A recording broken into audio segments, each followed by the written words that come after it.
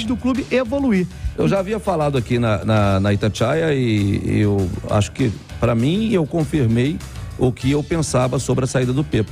O Pepa esgotou tudo que ele tinha. Ele esgotou, falou que assim, veio para um objetivo, mas o objetivo é a permanência na primeira divisão? Não, esse é o objetivo do Cruzeiro. Não significa dizer que vai ser seu, não. Esse é o objetivo do Cruzeiro. E para a gente alcançar esse objetivo, a gente precisa de ter tantos pontos no primeiro turno. E o objetivo institucional, né, do clube é uma vaga na competição sul-americana, que é muito próximo de não cair, né? É claro que se o técnico ele tem condições de prosseguir no trabalho e se ele pode dobrar aquela meta do primeiro turno ali e, consequentemente, a permanência na primeira divisão, é claro que o treinador ficaria. Mas ele já chegou numa emenda aí de 8 jogos sem vencer.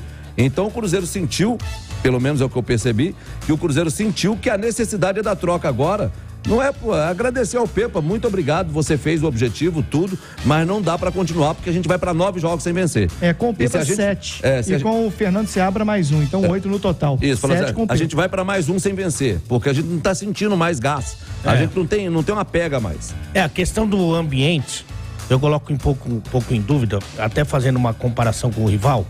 Quando o Cudê deixa o comando técnico do Atlético, o jogo seguinte é contra o Fluminense. E o Atlético dá uma resposta positiva. Empatou o jogo fora de casa, mas fez um bom jogo contra o Fluminense. O jogo seguinte, a saída do Pepa, foi contra o Bragantino e o Cruzeiro não foi bem. Não foi bem. Então, assim, eu acho assim que tem um problema de ambiente, mas não é com os principais nomes. Para mim, esse problema que o Pepa tinha de ambiente era com jogadores mais jovens. E que a diretoria, além de continuar na Série A, além de buscar uma vaga na Sul-Americana, também queria mostrar um pouco mais essa garotada, porque é daí que vai vir o dinheiro. Ninguém vai ganhar dinheiro vendendo Gilberto, vendendo Nicão, vendendo Cabral, vendendo o Lucas Oliveira. Não é daí que vai vir dinheiro. Vai vir dinheiro da molecada. E aí eu acho que existia um conflito. Esse conflito dava para ser contornado? Aí é uma questão muito de quem tá lá dentro. Mas dos principais jogadores, isso eu já falei aqui, inclusive antes desse pronunciamento, não achei que foi esclarecedor. Eu acho que ele dá, como disse o Fabrício, ele dá algumas dicas, quando ele fala toda hora de dia a dia, ele dá umas dicas.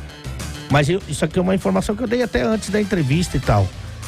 Os principais jogadores do Cruzeiro queriam a permanência do treinador. Você vê jogos que o Cruzeiro, nesses 7 aí, que o Cruzeiro tem bom desempenho, e você vê a pontuação do primeiro turno absolutamente aceitável dentro da proposta. Aquele empate com o Palmeiras fora de casa, lá em São Paulo, foi um pecado, né? Foi derrota, né? Derrota. Golzinho no final. O empate foi com o Corinthians aqui. O empate contra o Atlético Paranaense também é um pecado. O Cruzeiro jogou muita bola. Jogou melhor que o Botafogo. Sim, outro pecado, porque o que o Cruzeiro impôs ao Botafogo, quase ninguém conseguiu fazer nesse campeonato, né? Que é causar desconforto, que é fazer o Botafogo ser muito agredido, como o Cruzeiro fez. O Lucas Perry, inclusive... Doido pra terminar o jogo logo. O Lucas Perry foi eleito o melhor em campo, porque fez 2 milagres. O Botafogo tava doido pra acabar o jogo, falou, gente, acaba esse jogo, pelo amor de Deus. E tem uma outra questão, que os reforços, agora nessa janela, que rapidamente se tornaram os melhores jogadores do time. Então hoje o Lucas Silva, você não vê o Cruzeiro sem o Lucas Silva, você não vê. Você não vê o Cruzeiro sem o Arthur Gomes. E o cara mais caro do elenco jogou um jogo como titular e já saiu. E machucado. Naquele jogo provou porque seria titular. Exatamente, porque foi então muito dá bem. tempo pro cara ficar com os bons, né? Agora que o elenco melhorou, ele teria como fazer hoje eu vou com o Bruno Rodrigues, não, hoje eu vou com o Matheus Pereira, não, hoje eu vou com o Wesley, sabe? Quando ele começou a receber peças mais qualificadas, ele não teve mais tempo. Agora, teve uma coisa que me chamou a atenção também nessa entrevista do Pedro Martins. Para além do que vocês destacaram, ele cita dia a dia muitas vezes, ele fala a questão de processos que talvez não fossem seguidos, e aí talvez passe, por exemplo, por uma expectativa de utilização da base que não foi correspondida com o Pepa, porque não utilizou tanto assim os garotos, mas ele me parece também, Calazans, amigo, passar um recado geral. Quando ele fala, o Zé não é o salvador da pátria. O elenco é o mesmo, os jogadores são o mesmo, a direção é a mesma, a comissão, a fisiologia, o departamento médico é o mesmo. Então, se todo mundo não tiver empenhado, não vai adiantar nada a gente trocar só o treinador. Então eu acho que, de certa forma, ele dá um recado pro grupo de jogadores também, de que eles têm uma responsabilidade grande em fazer o Cruzeiro conquistar esse objetivo da permanência, até porque nos melhores jogos do Cruzeiro sob o comando do técnico Pepa, em que o Cruzeiro não ganhou por causa do Pepa.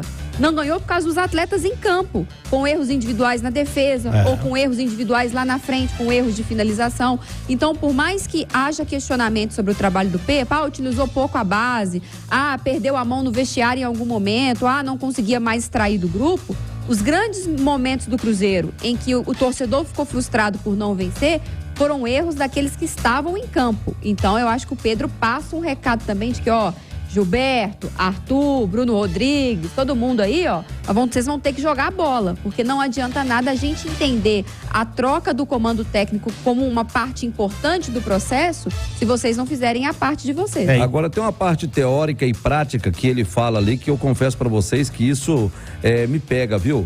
Quando vem com essa conversa de que dá a entender que estava tudo muito ruim, que o time ia cair para a terceira divisão, que o clube ia acabar e que o Ronaldo chegou e melhorou daqui, e melhorou bastante. Só que não adianta vir com esse discurso para o Cruzeiro voltar para uma Série B.